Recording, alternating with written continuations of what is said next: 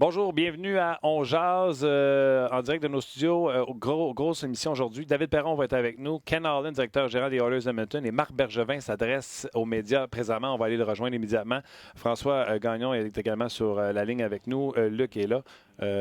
On va aller tout de suite à Marc Bergevin pour ne pas perdre de réponse. Allons-y.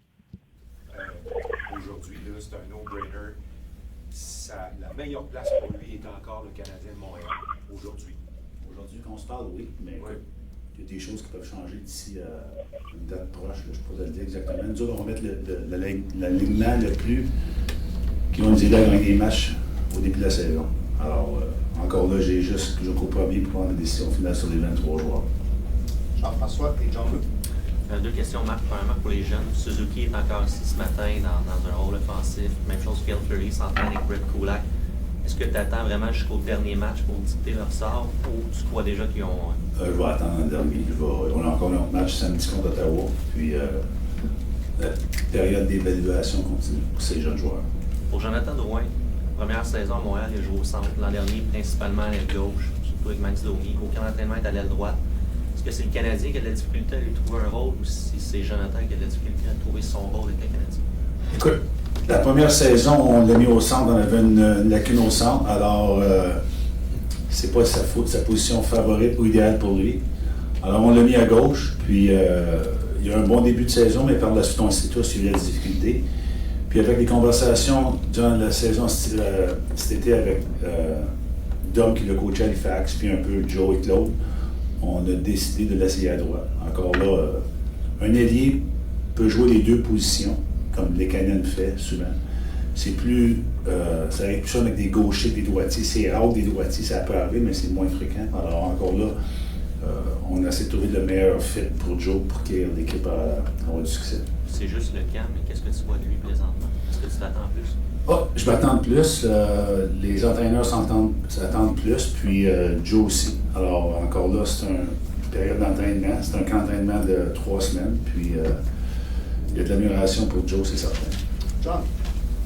Mark, at the beginning of training camp, I believe you said to Pierre LeBrun about Jonathan Drouin that you haven't yet seen what you've expected from him just yet, if I'm accurate in that quote. And so Who quoted that? Pierre LeBrun in an interview with you at the start of training camp. Yeah. So I'm just wondering, it's like after, what would, I guess, 4 preseason games under his belt, what's your assessment of how he's performed in the preseason, projecting to what you think you'll get from him once the season starts? Well, he had some good moments, but overall, we need more. He's a skilled player, he has talent, he has a lot of attribute. And I know last year he had a tough finish. He had a good summer. Training camp is training camp. I mean, he's not the only one who's not up to par right now. So I know we're picking on Joe, or you guys asked me about Joe, but I can name you a few guys that are not up to par, and that's what training camp is all about. So we made some cuts today. We have 2 days of good practices, good game on Saturday, and then we'll get going. It sounds to me that you're taking the patient approach with him, but there have been a couple of reports in the last 2 days that suggest that he may be on the block. So I'm wondering if you could speak to the presence of those reports. Well, I don't know where they come from. Most of those reports are from somebody in his basement in Toronto, so I don't pay attention to that, to be honest with you. Stu, Eric.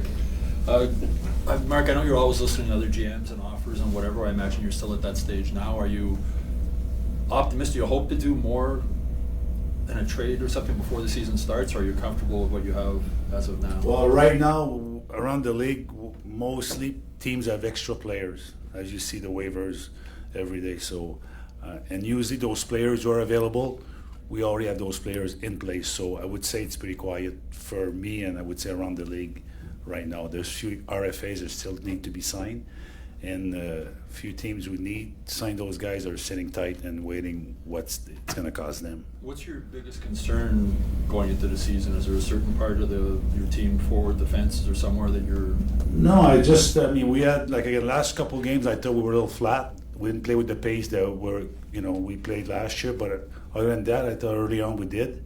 Again, training camp is, we want to see players who give players chances to show what they can do, and with the cuts today we made, that's why I wanted to make those cuts ASAP so we could have some good practices with lower number and have the last game and get going for our opener in Carolina. Just ask one last one with Carl Elsner on waivers again. If he clears, is it at a point now where a buyout is a possibility for No, him? buyout window is closed, so he's going to go to Laval if he clears waivers. And again, knock on wood, I like to stay healthy for the whole year on defense, but it's not going to happen. And when I send somebody down, I always say, when I make the call to Joel Bouchard down in Laval and we need a defenseman, who could help us, who's playing the best? And if his name comes up, he'll be up. If it's somebody else, it'll be somebody else. Eric? I know you said that you still have evaluation to do with Suzuki, Fleury, some other guys in camp.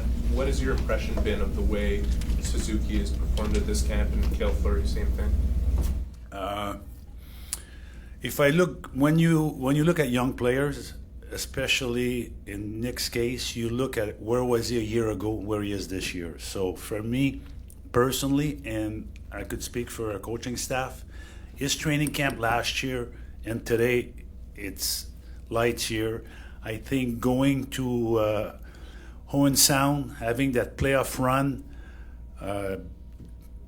correct me if I'm wrong, I think he won the OHL scoring in the playoffs. I mean, that really brought his game to a new level. And what we've seen so far of Nick is we see the Nick that maybe quicker than I thought he would get there. But again, he still has one game, but he has played very well.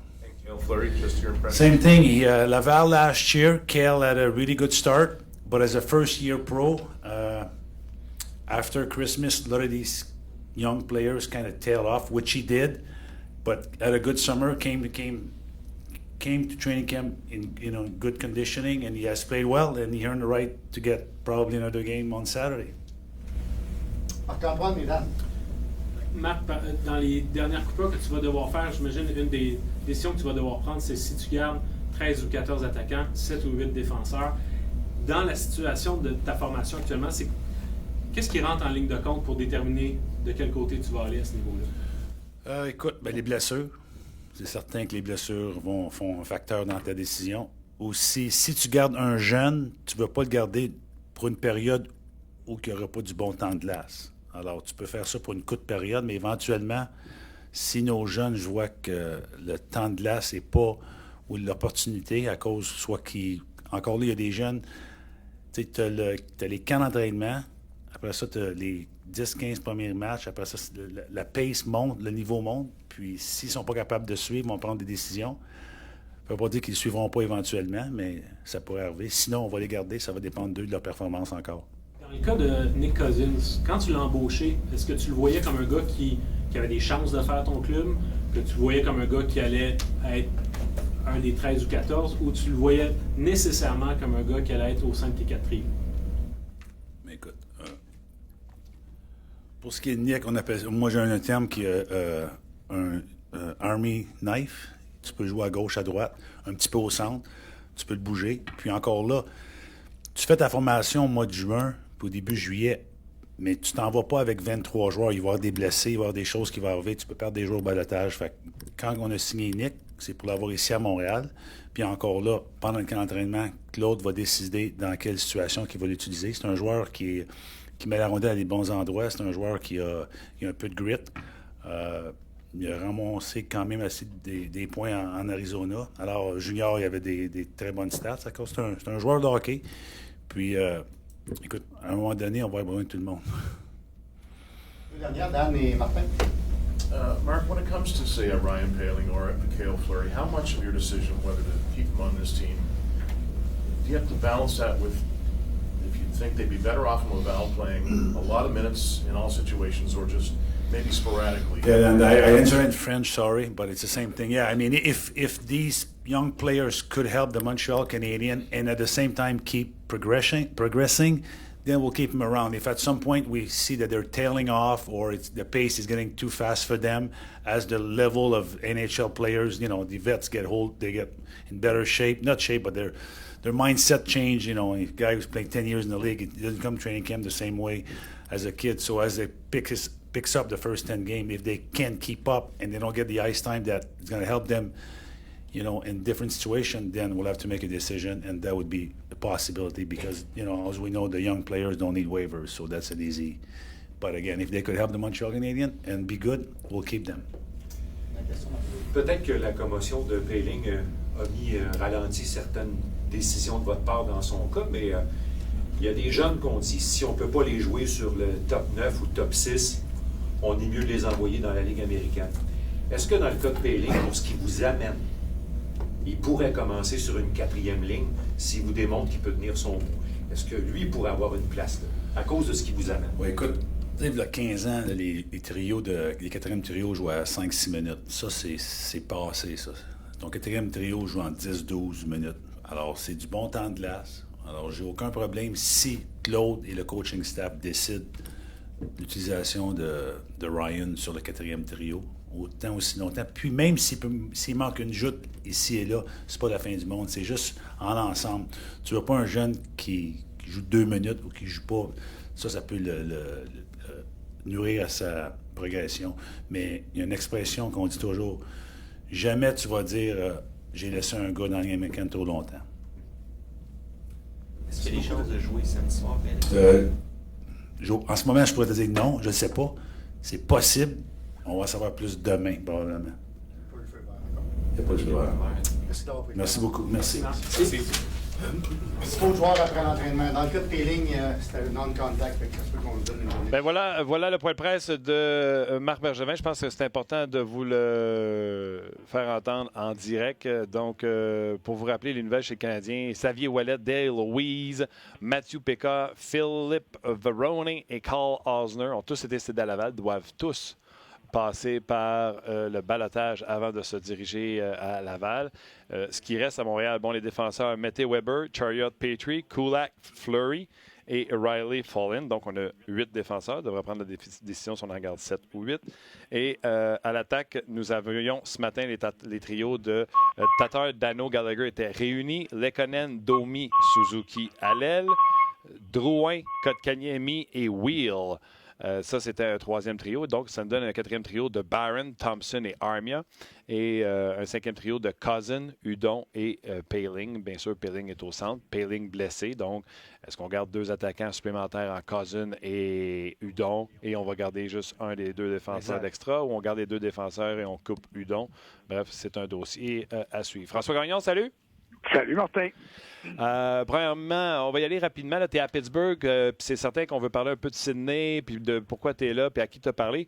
Mais on veut également parler du Canadien. On a Ken Holland aussi qui va venir nous jaser, puis on a David Perron, fait qu'on a un gros show aujourd'hui. Tes premières réflexions après avoir entendu Marc Bergevin, tes premières réflexions à la suite des coupures qui ne sont pas surprenantes? C'est les mots employés dans le cas de Nick Suzuki et de Ryan Poehling. Okay. Quand un directeur général dit qu'il est prêt à voir un gars, un jeune, sauter un match de temps en temps, puis c'est pas grave, ça me dit ça que le gars se rapproche du grand club. Et autant j'étais convaincu qu'il n'y avait pas de place ni pour un ni pour l'autre à l'ouverture du camp d'entraînement, les 2 joueurs, par la manière dont ils ont joué, et d'autres qui auraient dû être là, mais qui n'ont pas joué suffisamment bien, ont changé les données. Puis je ne serais pas surpris maintenant de voir peut-être 2 jeunes, peut-être 3, avec le Canadien pour l'ouverture de la saison, ce qui serait honnêtement assez surprenant. En tout cas, moi, je serais surpris considérant les acquisitions qui avaient été faites et considérant aussi le fait que le Canadien ne peut pas se permettre de faire des expériences en début de saison parce qu'il a besoin d'un maximum de points pour accéder aux séries. Poehling peut commencer l'année pour peut l'inscrire sur la liste des blessés, mais pas obligé de le retourner en bas. Donc, tu aurais juste une décision à prendre d'ici l'ouverture du camp, c'est-à-dire si tu coupes un défenseur ou un attaquant. Crois-tu que le Canadien va se balader avec 8 défenseurs ou 14 attaquants? J'ai l'impression qu'on va garder 2 attaquants de surplus si on garde Suzuki et Poehling, parce que ça va donner des options. Tu sais, là, il l'a dit, Marc Bergevin, le Nick Cousins, quand il l'a embauché, c'est parce qu'il considère que c'est un joueur de la Ligue nationale, puis c'est un gars qui devrait être de la formation. J'entends depuis une couple de jours du monde parler de Paul Byron qui pourrait être un extra. Je m'excuse, mais il a marqué 20 buts à chacune de ses dernières saisons. Puis moi, je vois pas comment on peut garder de côté un gars comme Byron à moins qu'il soit blessé. Ben non. Donc, les gars qui se retrouvent sur la corde raide, d'abord, le premier, c'est Charles Hudon. Je pense que ça, c'est clair. Qu'il n'est plus dans l'équation. Et ça va être de savoir est-ce que tu gardes Suzuki et Poehling, puis à ce moment-là, tu places un gars comme Armia et tu places un gars comme Cousins, peut-être sur la corde raide si ces deux jeunes-là viennent jouer. Les matchs préparatoires d'Armia n'ont pas été fameux, pas pantoute. Même que, je veux dire, je vois pas comment il pourrait jouer ailleurs que sur un quatrième trio quand tu fais ça. Surtout que Jordan Wheel a plus de facilité, je te dirais, au niveau offensif. Alors, c'est clair, là, en ce moment, en tout cas, d'après moi, à moins que le Canadien décide, bon, mais ils nous ont impressionnés, autant Suzuki que Poehling, on les envoie avec Joël Bouchard pour commencer l'année à Laval. On regarde qu'est-ce que nos gars qu'on garde nous donnent, puis à la fin du mois de novembre, au milieu du mois de novembre, on procède à des changements, puis on ramène ces gars-là. Un peu comme on a déjà fait avec Max Pacioretty, avec David Desharnais, avec d'autres joueurs qui ont commencé l'année en bas et qui sont vite revenus avec le grand club parce qu'il était clair que les gars qu'on leur avait préférés étaient moins bons. Oui, et d'ailleurs, en faisant ça, le Canadien s'assure de perdre aucun joueur au balotage. On sait là, que Charles Hudon avait été offert à toutes les équipes l'an passé. Puis c'est pas le prix qui était exorbitant pour Charles Hudon. On aimerait ça, je pense, avoir un petit quelque chose pour Hudon au lieu de le perdre au balotage. Mais j'ai pas l'impression que le Canadien va le perdre au balotage. Tu sais comment je fonctionne, c'est la galerie de presse au Centre Bell. Je suis au milieu des pisteurs professionnels, puis je fais le tour de tout le monde. Puis en ce moment, je te dirais que la grande majorité des dépisteurs professionnels à qui j'ai parlé me disent tous que Hudon au balotage, il n'y a personne qui va sauter dessus parce que des Hudon, il y en a dans toutes les organisations. Donc, les équipes veulent prendre des chances sur les gars qui ont repêché ou embauché avant de regarder ailleurs. C'est le même son de cloche de mon côté au sujet de Hudon. C'est dommage, on l'aime bien. Puis en plus, depuis le camp d'entraînement, ils le font jouer. Puis il a l'air triste, le gars. Il a même pas l'air de... il a de l'air perdu complètement. Il a de l'air d'avoir perdu le feu sacré à Montréal. Mais plus que ça, il a de l'air d'avoir perdu sa confiance sur la patinoire. Il est complètement dérouté. Et c'est des circonstances qui l'empêchent de se faire valoir, que ce soit ici ou ailleurs. Exactement. OK. Carey Price a patiné en solo pour les gens qui ne le savent pas. De retête à son poste samedi face aux sénateurs d'Ottawa. Ça vaut-tu vraiment la peine de faire un 2 minutes sur le match d'hier? Ben, toi, tu l'as vu. Moi, je ne l'ai pas vu parce que, à moins que tu veuilles parler du match des Pingouins contre les Red Wings, ça, je peux te donner plus que 2 minutes. T'as rien manqué. Mais le match canadien, écoute, oui, ça vaut la peine d'en parler parce que il y a des gars, ce que je comprends, c'est qu'il y a des gars qui sont sortis, là. Kel Fleury, on n'en a pas parlé encore, là, mais il a été très bon depuis le début du camp. Et puis, je te le dis, j'étais convaincu, moi, qu'il n'y avait pas de place ici, que Folin serait le 6e, 7e défenseur avec Riley. Et puis là, je m'excuse, mais quand tu regardes ce que Folin a fait sa patinoire, puis ce que Riley a fait sa patinoire, les duos que tu vois ce matin, là, Mété Weber, Sherratt avec Petrie et Kulak avec Fleury, si tu y vas au mérite, là, c'est ces 6 défenseurs-là qui devraient commencer la saison à Montréal. Parce que Folin s'est sorti de l'équation complètement. Est-ce que l'état-major va dire qu'il devrait être meilleur que ça, puis on va lui donner une chance de nous le prouver en début de saison? Ça fait partie des variables là, qui vont être discutées au cours de la fin de semaine avant de prendre des décisions finales. Mais honnêtement, au mérite, Fleury reste avec le Canadien. Oui, la seule affaire, tu sais, puis je suis tellement d'accord, Folin, il a fou quand il a eu mêlé devant le filet, puis que lui, tout ce qu'il a pensé à faire, c'est de faire le bulldozer là-dedans au lieu de prendre la rondelle, l'envoyer dans le coin. Mais c'est parce que tu veux pas le laisser partir, qu'il parte au balotage, puis que tu refasses une autre transaction à date limite des transactions pour aller te chercher un autre Folin. Ben ça, là, tu vois, là, ça, là, c'est l'élément le plus important. Et ça, c'est l'élément que les amateurs et que certains de nos collègues devront prendre en considération quand va venir le temps d'analyser les décisions finales. Tu sais, si, et c'est un gros si, là, parce que moi, je considère qu'il mériterait de rester là, mais que Fleury s'en retourne avec le club école avant le début de saison.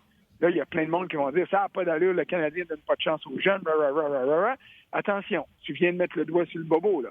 Ils ont Folin comme police d'assurance. ils se disent on ne veut pas le perdre, donc on regarde ce qui va se passer en début de saison. Et si, après 15 matchs, Folin prouve que ce qu'on a vu dans le camp d'entraînement, c'est ce qui est rendu, bien là, ça ne vaut même pas la peine de te soucier de le perdre au balotage. Puis là, tu fais le revirement de situation que tu veux. Puis là, tu ramènes Fleury. Exactement. Tu peux survivre peut-être un bout. Il faut un analyser les décisions quand elles sont prises, puis comprendre aussi parfois le volet administratif des décisions, parce que c'est rendu quasiment aussi important et à certains égards peut-être plus important que les considérations. Oui, puis avec l'équipe de la Ligue américaine à côté, François, là, tu peux descendre Fleury en bas. Puis là, à un moment donné, tu as un blessé à l'avant. Tu rappelles un joueur, puis si tu es un défenseur, tu rappelles Folin tombe 7, puis Fleury, tu joues 6. Mais tu t'assures de garder tes assets, tes joueurs qui peuvent t'aider, parce que le Canadien là, est encore en reset, et ils ont beaucoup de choix de pêchage. Puis là, tu ne veux pas commencer à lancer ça à gauche par droite pour aller chercher des Folin. Parce que là, par exemple, si tu le vends, si tu l'échanges, tu vas le vendre pas cher. Puis quand tu vas arriver pour l'acheter à date limite de transaction, tu vas le payer trop cher. Donc, le Canadien est mieux de garder ses actifs de ce côté-là. OK. Je pense que ça fait le tour pour le Canadien. Avec le point de presse, je le répète, là, Xavier Ouellet sera certainement capitaine à Laval. Je pense qu'il va reprendre son rôle de capitaine. Dale Weiss, pas de surprise là. Osner, donc le Canadien enterre les contrats, si on veut, de Dale Weiss et Osner dans la Ligue américaine. Philippe Veroni, ça va être bon à avoir un joueur offensif à Laval qui peut aider les jeunes. Et Mathieu Péka également, s'ils ne sont pas repêchés, réclamés au balotage, on va s'en aller à Laval. C'est ça les nouvelles pour aujourd'hui. Tu as Riley Barber aussi qui est éclairé waivers. C'est ça, exactement, qui est rendu à Laval. Ouais. Ouais, exact. Qui n'a pas été réclamé, excusez-moi pour l'éclairage de waivers. François, tu es à Pittsburgh, puis garde chapeau, tu te promènes, tu nous fais visiter les camps d'entraînement. Tu es à Pittsburgh, je présume. 3 raisons. Jacques Martin, Alex Galchenyuk, puis un certain mec qui s'appelle 87, là, Sidney. Ben écoute, puis tu peux en rajouter. Là, on a eu une discussion justement la dernière fois qu'on se parlait sur les Pingouins, puis je te disais, écris ça, là, ils vont être parmi le groupe qui va se battre pour les 2 dernières places en série.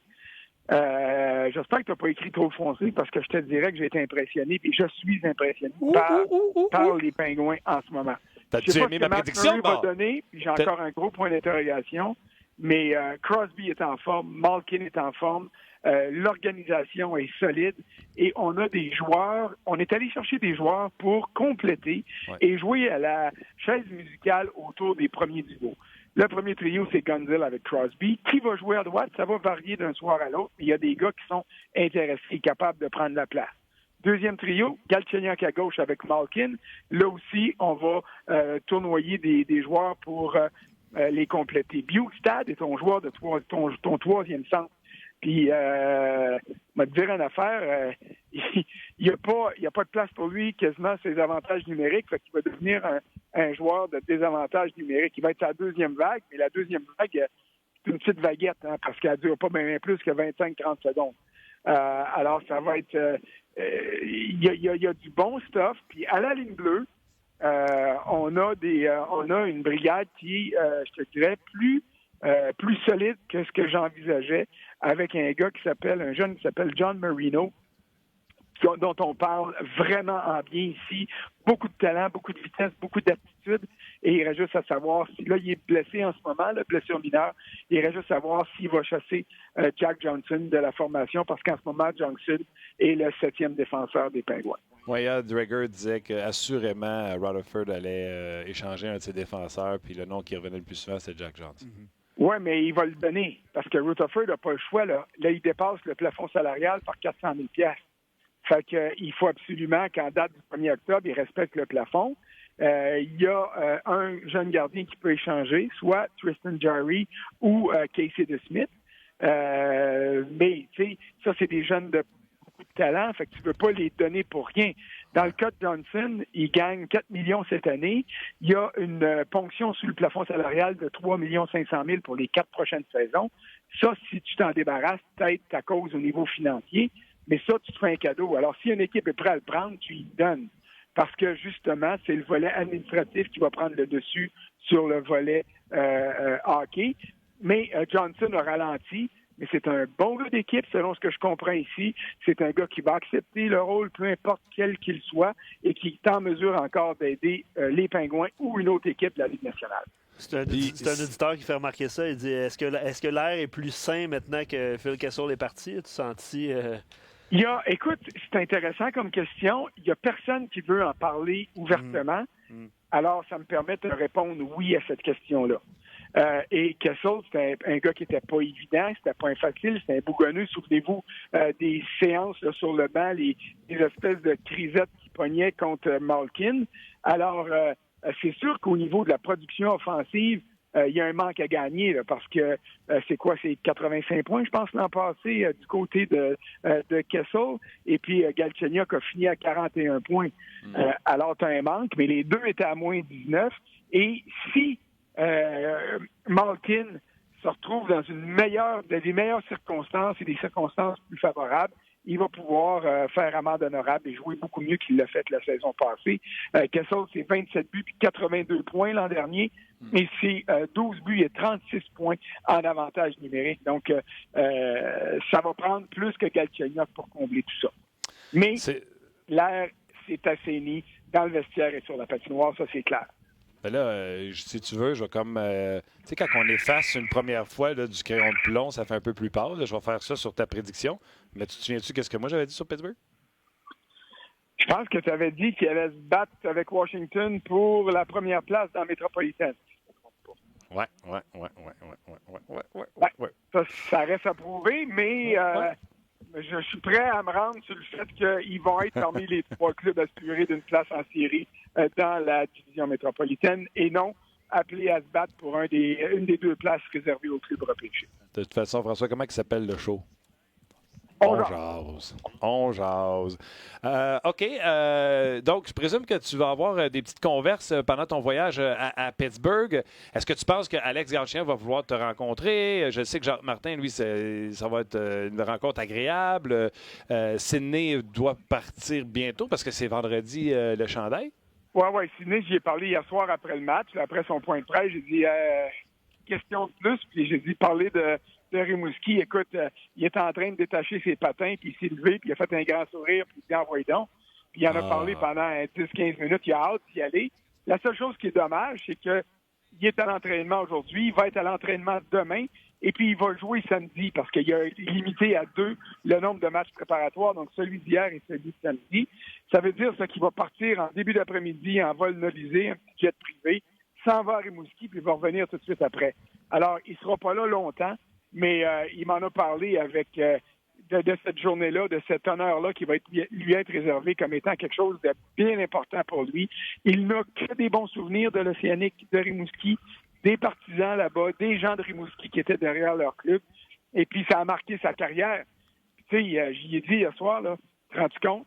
15 ans, il dit ça n'a pas de sens comme le temps passe vite. Je réalise pas que ça fait déjà 15 ans que je suis parti de là. Donc ça va être un honneur qui va vraiment apprécier, mais un honneur qui s'ajoute à la longue liste de tous ceux qu'il a déjà eu, parce que le chandail 87 de l'Océanique va flotter au Colisée avant celui de Crosby à Pittsburgh, mais c'est sûr qu'il va être hissé un jour au plafond du PPG Arena ici, puis qu'il va avoir une place au Temple de la Renommée. C'est clair. Puis tu sais, hier, on avait Guy, qui a été un de ses entraîneurs à Rimouski lors de ses premières années là-bas.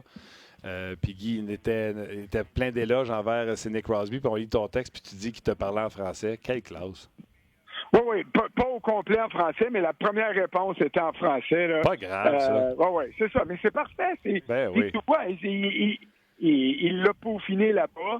Puis là, c'est parce qu'il est gêné et qu'il ne pratique pas. Mais quand c'est juste pour le fun à bâton rompu, là, il sort tout le temps une phrase ou deux en français. Puis tu vois, c'est bien correct. C'est encore l'une, sinon la plus grande vedette de la Ligue nationale.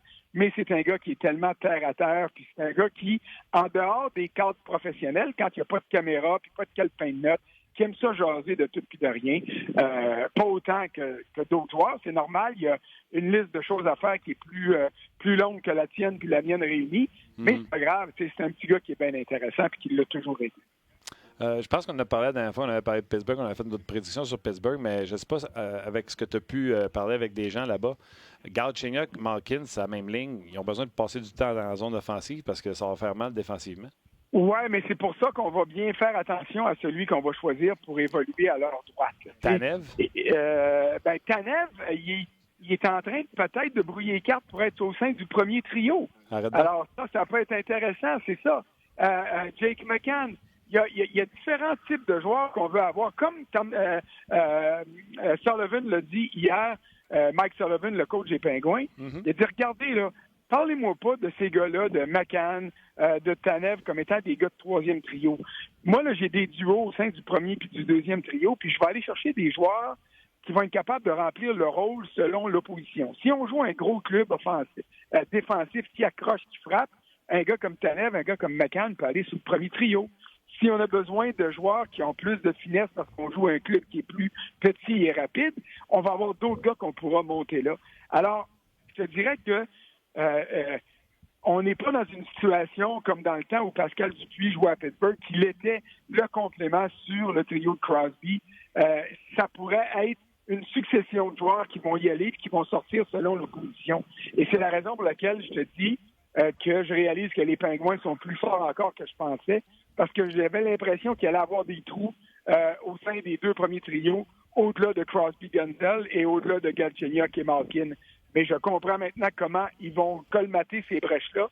Et honnêtement, si ça fonctionne et que Matt Murray fait les arrêts, les Pingouins vont être à prendre au sérieux dans Métropolitaine. Oui, ça passe par Matt Murray, tu l'as parlé. Il a tellement vécu d'affaires dans sa vie. Je pense qu'il y a eu de la mortalité, les blessures, etc. Fait que s'il commence la saison là, puis avec un focus, puis lui, sa concentration, son cracking de rondelles est tout simplement exceptionnel. Fait que si on voit ça dans le début de saison, je pense qu'on aura une bonne saison de Matt Murray. C'est ce qu'on attend. Mais c'est comme dans tous les clubs, hein? Si le gardien fait le travail, il fait passer son directeur général, son entraîneur-chef des génies. Puis s'il fait pas le travail, ben soudainement, tout le monde autour de lui ou devant lui sont moins bons. Les défenseurs, les attaquants, l'avantage numérique, le coach, le GM, tout le monde en paye. Ça reste la position la plus importante dans une équipe de hockey, parce que quand tu as des bons ou des mauvais résultats du gardien, je te dirais que ça multiplie par 2 ou par 3 les bons résultats de l'équipe ou les moins bons résultats. OK, François, on invite les gens à te lire sur le rds.ca. Tu vas nous faire d'autres articles d'ici à la fin de semaine, je présume, sur ton passage à Pittsburgh. Exactement. Là, faut que j'aille voir ce qui reste de la pratique, là, parce qu'il ne faudrait pas qu'ils se défilent tous eux autres avant que je puisse les voir. Bien sûr, François. Il y a un gros tournoi ici de la USHL. Là. Il y a à peu près, je ne sais pas combien de centaines de jeunes joueurs qui sont là.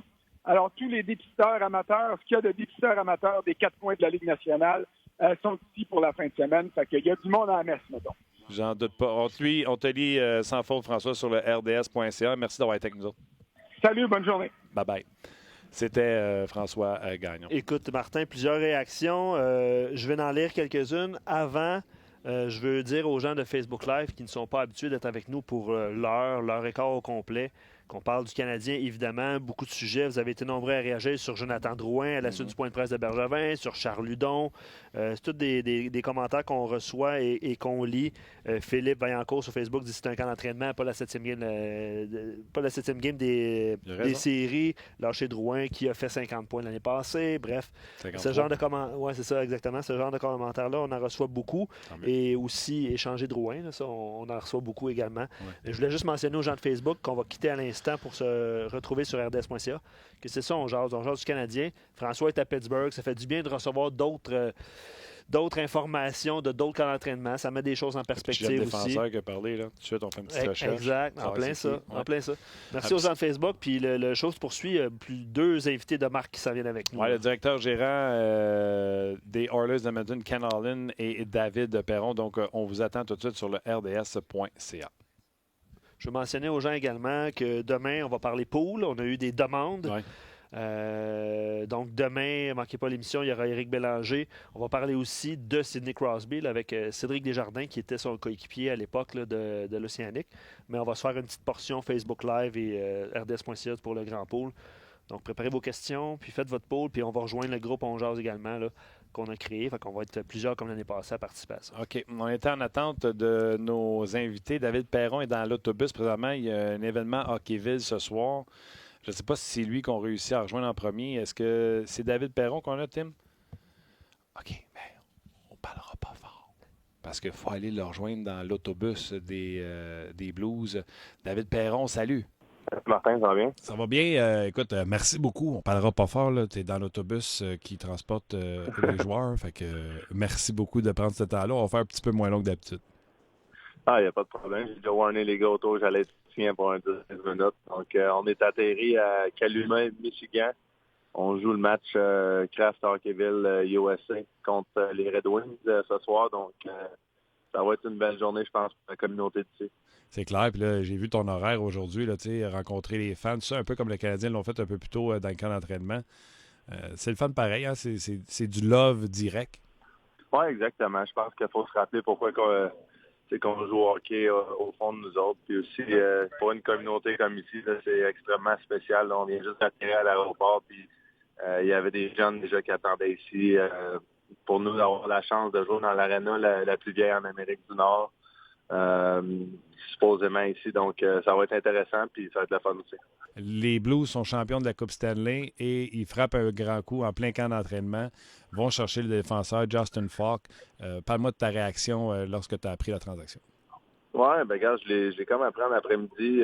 Joel Edmondson aussi a envoyé un message texte sur notre groupe texte des gars dire qu'il avait été changé, qu'il partait ce soir, qu'il nous aimait, qu'il va s'ennuyer nous autres, etc. Puis j'ai été voir sur Twitter contre l'échange parce qu'évidemment, là, il ne dira pas j'ai été échangé contre tel joueur. Donc, quand j'ai vu que c'était Justin Falk, j'étais un peu tombé en bas de ma chaise. Évidemment, c'est un joueur de haut niveau. Je pense qu'il va aider notre avantage numérique avec son lancer. Plein d'attributs de son côté. Ça va être intéressant. Puis j'adore la transaction pour les Blues. Puis tu sais, je connais pas personnellement Edmundston, mais obligé d'admettre que lui, son temps de jeu depuis l'arrivée de Berube avait descendu. Donc non seulement vous allez chercher un super défenseur, mais Edmundston jouait moins, son contrat part, puis le contrat de Falk arrive sans trop faire de mal. Honnêtement, Armstrong vient de frapper un autre grand coup. Oui, je pense que je suis d'accord du côté que Falk...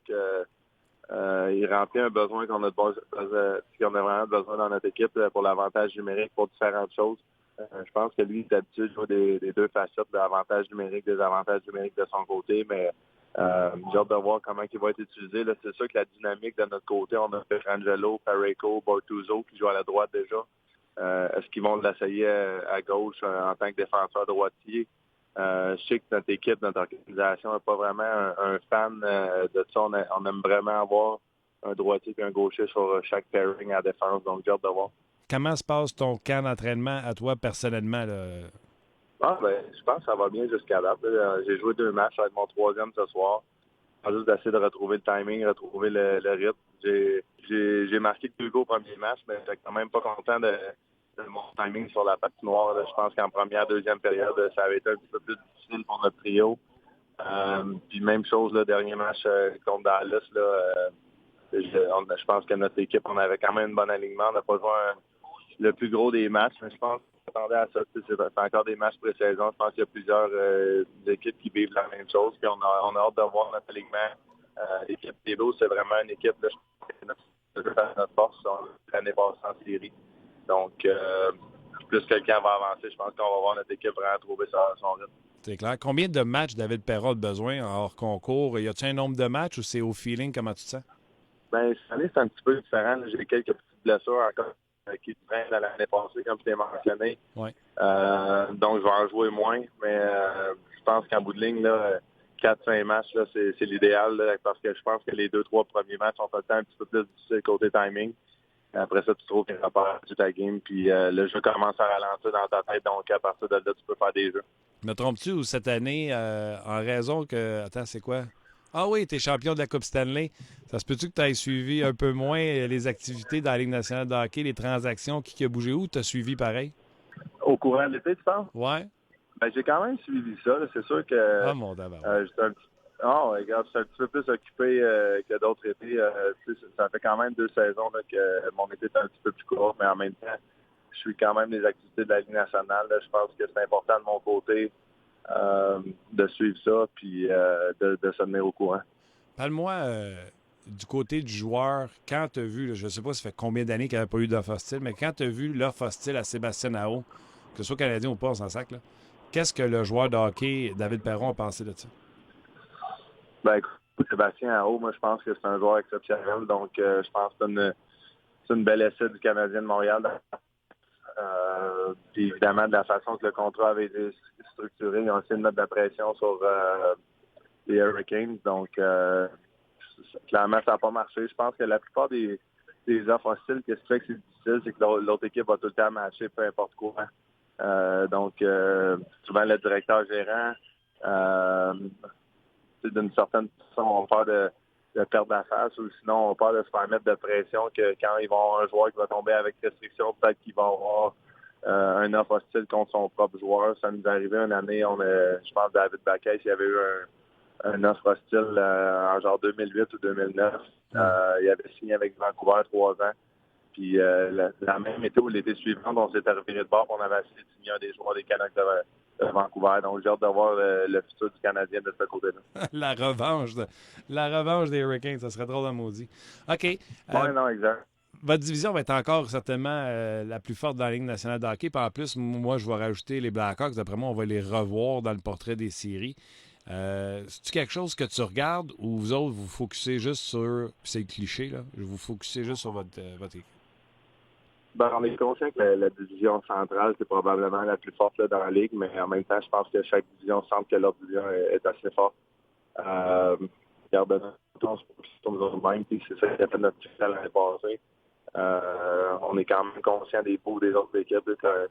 Par exemple, ils ont perdu Maïs, ils ont perdu Trouba. En ce moment, ils n'ont pas Connor, ils n'ont pas Lainé, donc j'ai hâte de voir leur début de saison en tant qu'équipe. C'est de quoi que notre équipe va vraiment prendre avantage de ça. Mais oui, en même temps, là, ça ne change pas grand-chose pour nous autres. On essaie de jouer notre game et de ne pas se soucier des autres équipes. OK. Écoute, moi, je te garderai pas plus longtemps. Je suis juste content que tu aies pris la peine de nous parler, même si tu étais dans l'autobus. Prochaine fois qu'on va se parler, soit que ta saison va être commencée ou elle va être proche de commencer. Fait que je t'en souhaite une bonne, mon David, puis un gros merci de refaire ça cette année avec nous autres. Ben, ça me fait plaisir. Regarde, justement, là, lundi prochain, c'est notre cérémonie de la réception des bagues de la Coupe Stanley. Donc, ça va être vraiment le fun, une belle soirée. Mercredi, c'est notre premier match contre Washington pour la cérémonie de la bannière de la Coupe Stanley qui va être levée au plafond de l'aréna. Donc, bien des belles choses qui s'en viennent pour moi dans la prochaine semaine. Puis je suis bien excité de ça. T'as-tu hâte de ça, la bannière, exemple, je sais pas moi... As-tu prévu quelque chose? Amener ta famille, tes parents? La bague, avez-vous hâte, les gars? C'est-tu un super party? La bague, exceptionnelle, c'est le cas avec toi toute ta vie. Côté de la bannière, on va essayer quand même de se concentrer du fait qu'il y a un match qui va se jouer ce soir-là. Donc, une fois que ça va être fait, ça va être de tourner la page, d'amorcer la saison en force. Puis je pense que c'est vraiment de cette façon-là que je vais être focus là-dessus. OK. Je te laisse tranquille, mon chum. Bon match, puis amuse-toi. Bien sûr, j'espère que je n'ai pas été trop fatiguant pour les boys autour, mais garde, sinon je vais écœurer un peu tantôt, il n'y a aucun problème avec ça. Merci, Martin. Ben non, merci. Ben oui, merci David Perron qui prend la peine sur le boss pour nous parler et dit hey, je m'excuse. C'est quand même cher. Ben, tu sais, dans le fond, il va peut-être payer un petit verre de vin à ses coéquipiers. Je sais pas, il doit y avoir des petites gageurs, des petites affaires entre eux autres. Oui, puis il doit se faire tirer à la pipe après. Là. Qu'est-ce que tu as dit sur... Ben, d'ailleurs, merci pour vos questions. Là, on était un petit peu... bousculé par le temps avec David, là, vous avez compris qu'il était en autobus. Oui, la dernière question, c'est lui qui se l'est posée tout seul parce que moi, j'y avais dit bye. Pour la Coupe Stanley. Puis là, il voulait, pour la bannière. Donc, une cérémonie pour les bagues le lundi. Puis après ça, le match contre les Capitals où on va retirer la bannière. Mais Passmaster qui dit question pour David, vu qu'il a joué contre les Devils, comment tu trouves Jack Hughes? J'avoue que. On va la mettre en là. Oh ouais, as-tu la feuille des prédictions, vas-tu garder? Oui, elle est en haut. Mais de toute façon, les prédictions, éventuellement, seront disponibles sur rds.ca. Toutes.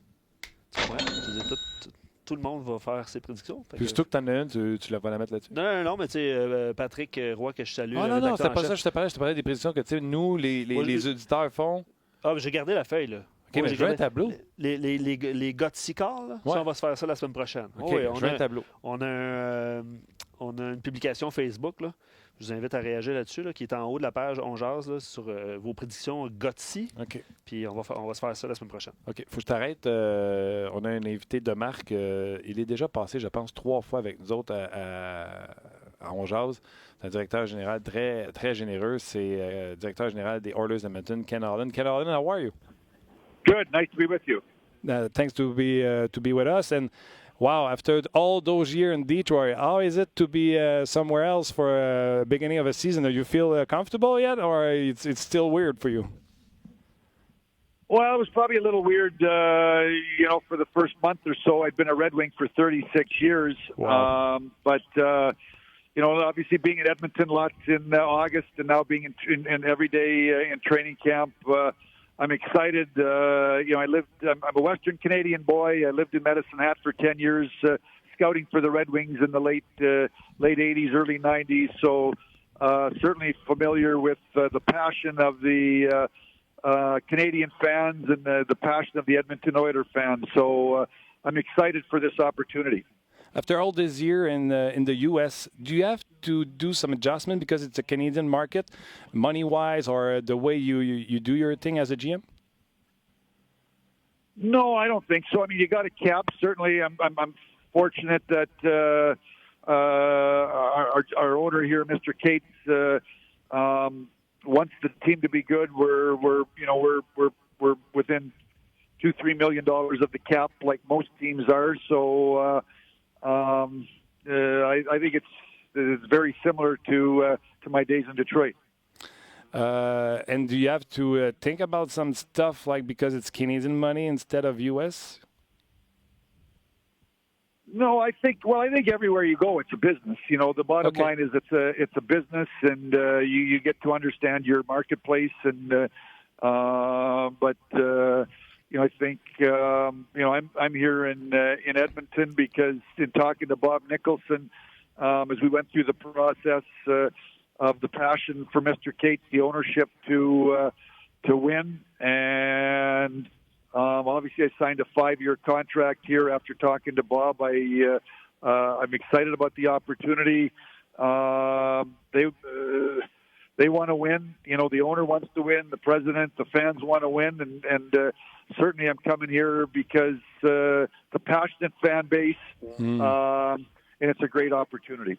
Great, and they have a great facility and everything. But you were talking about what do you have to do this year? Are you getting in knowing that you have to rebuild? Is it a reset? Is it a getting in the playoff? Where do you start this year? Well, first off, when you got a team with Connor McDavid and Leon Draisaitl and Nugent Hopkins up front, I've got some defensemen. I think that there's a core of players there that are very good players, superstar players. You got to build the depth. If you get into the playoffs, it's wide open. We see in the playoffs how Tampa Bay, who had 120-something points, didn't win a playoff game, and St. Louis, who was dead last on January the 1st, the Stanley Cup champion. So, the league is really close. The good teams find ways to win games by a goal. The bad teams find ways to lose games by a goal. So, I've gone out and we've tried to sign some players. We're trying to. I'm going into this with a short-term look and a long-term look. Short-term is a 1-year look.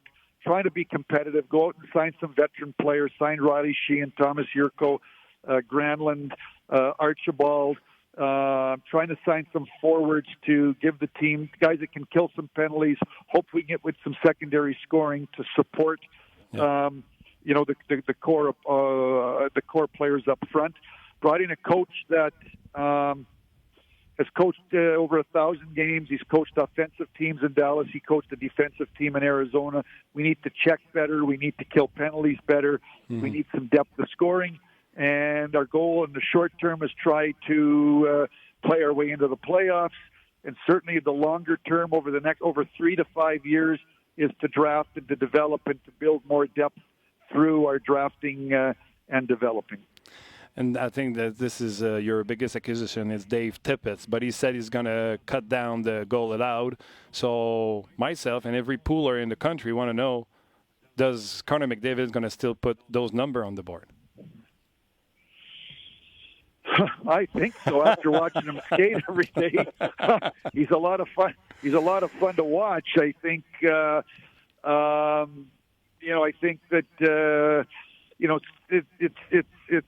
it's not only it's the team. I think it's the way the team plays. I think it's the depth. It's the way we play in our own zone. I also think the better you play defensively, you spend more time in the offensive zone. So I think if we can spend more time in the offensive zone, I've got no doubt that Connor's going to produce his offense.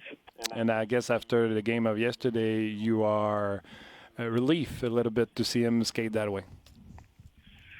Yeah, I mean, I think, I met Connor in June for 3 hours in Toronto at a lunch. Shortly after I was hired, and then I went to northern Toronto, just north of Toronto. He was at Gary Roberts has a facility there where players train in July and August. I met the people where he was at. I was in constant contact via. They were sending me videos in July and August of Connor skating.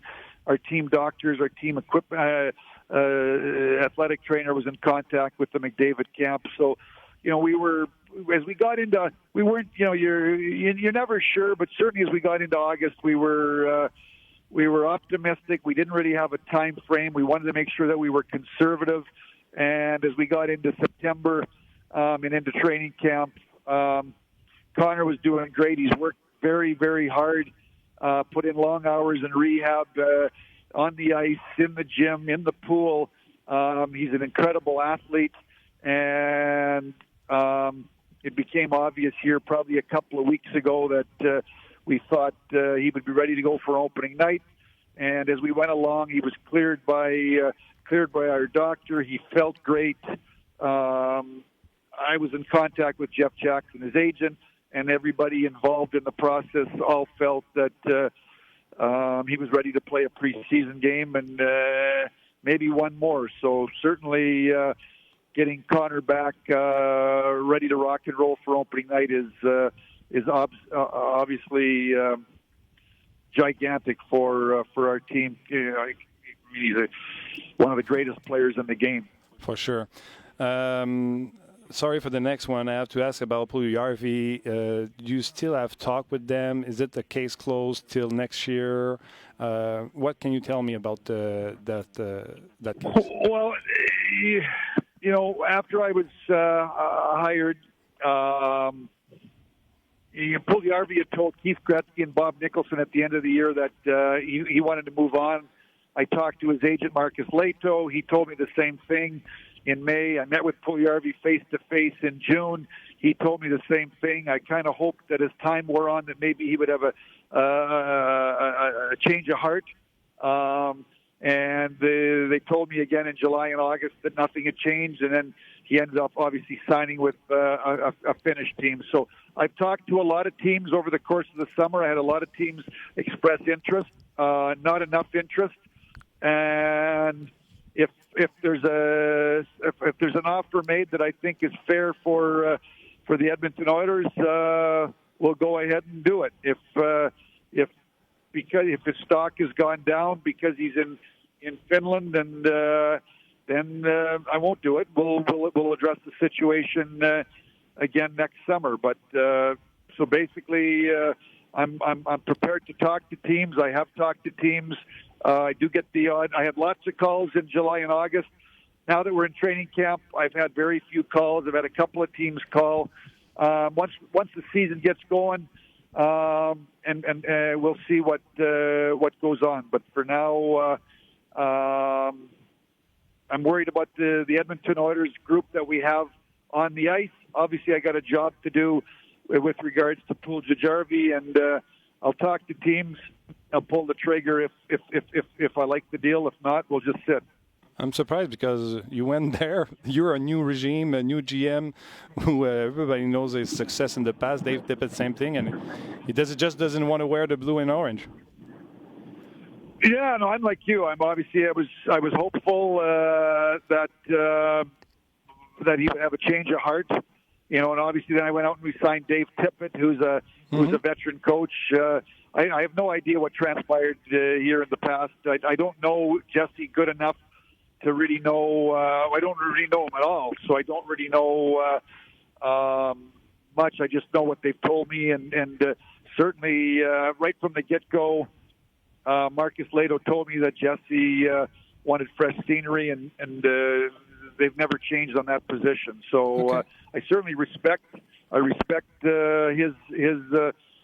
position, and my position is what I said. I'll trade him if I get what I feel is fair for the Oilers. If not, we'll just sit. What's your plan with your goaltending? Is it you win, you play, or you have something 60-40? What's your plan? Well, we signed Mike Smith, who obviously he's been around the NHL a long time, been a very good goalie. Mike, he's got a relationship with Dave Tippett. He's a competitive guy. I would say to you in the early going, I would expect the first 10 or 15 games, it would probably be, 50-50. And then depending on how both goalies are playing, what's going on in the standings, will dictate decisions that Dave Tippett will make. But I would say at the end of the year, one guy's going to play 45 and one guy's going to play 35, 50, 30 at most. Okay. I don't think and it'll be determined by how they play. Okay, I like the trade of James Neal. I don't think you got the James Neal from Pittsburgh. I think you got the James Neal from Vegas and not the one from Calgary. Which James Neal did you got in the trade? Well, I'm hoping, that obviously we got the guy that the guy in record book says can score 20-plus goals. Okay. He did that, I think, 10 straight years. I know he spent all of July and August at the Gary Roberts, I'm going to call it camp. I'm not sure, where he's on the ice every day. He's in the gym. He's watching what he eats. He come to camp in great shape. He's single-digit body fat. I know he's motivated. He's played very, very well here in the early going. Now, obviously, as we go on, things get ramped up, but he's a pro. He's going to get lots of opportunity. He's certainly signing or making the trade for Neal. I kind of look at, we got Neal, McDavid, Nugent Hopkins, Draisaitl. Probably that's 4 of our top 6 forwards. Our centermen are creative centermen. James Neal is a scorer, so certainly we're hoping that James can regain his scoring touch here in Edmonton because he's going to have a lot of opportunity and he's going to play with playmaking center icemen. Did Evan Bouchard lose the opportunity by himself, or the Joel Persson stole his job? Pardon me? Sorry, I missed you. Did Evan Bouchard lost his job by himself, or Joel Persson helped him to lose his job?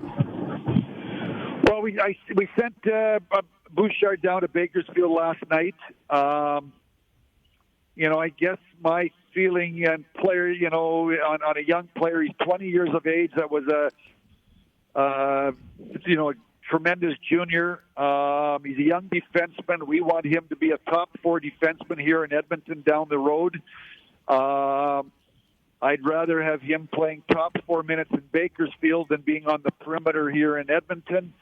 Rather than waiting till the last day, I just decided I wanted to get him into Bakersfield, get him settled, get a place. I want him to have mentally for him to understand that he's got work to do as a young player. But certainly he's a big part of this future of this Edmonton Oilers. No doubt he's going to play for our team. Just that right now he's 20 years old. He's a defenseman. I think that he's going to get more opportunity. There's some areas of his game that we'd like him to either change or improve and play a little more pro style. And I think he's best served to do that in the American League. I want to finish that with by sending you some flowers. Brendan Point signed yesterday, and Guy Boucher was on our show, and he said, you know what? Brendan Shanahan act like Ken Holland. Steve Yzerman talk greatly about Ken Holland and act like him. And Julien Brisebois just did the same thing by signing a player, convince him to stay with the team, do what is right for the team. This is all the print of Ken Holland. How do you feel to know all those GM have modeled Ken Holland? Well, I mean, certainly the names you just mentioned, I hold in the highest regard, and they do it on the ice. We had a lot of great years in Detroit, and Shanahan and Yzerman are two of the players that did it on the ice for me as a manager. I sit up in the box and watch the game, and so to get for those people to say nice things about me means a ton, because I hold Shanahan, I hold Yzerman, and a whole lot of I could go on and on and on in the highest regard. So thank you very much for those flowery comments. Those people I hold in the highest regard. Always a pleasure to have you on the show. Hope to talk to you soon, and wish you all the success with the Edmonton Oilers. Thank you. Thank you very much, Ken Holland. Super intéressant. Hein? Intéressant. Ben, tu sais, on savait... c'est drôle parce que, pour vous, j'aime ça vous compter le dehors, au côté du décor.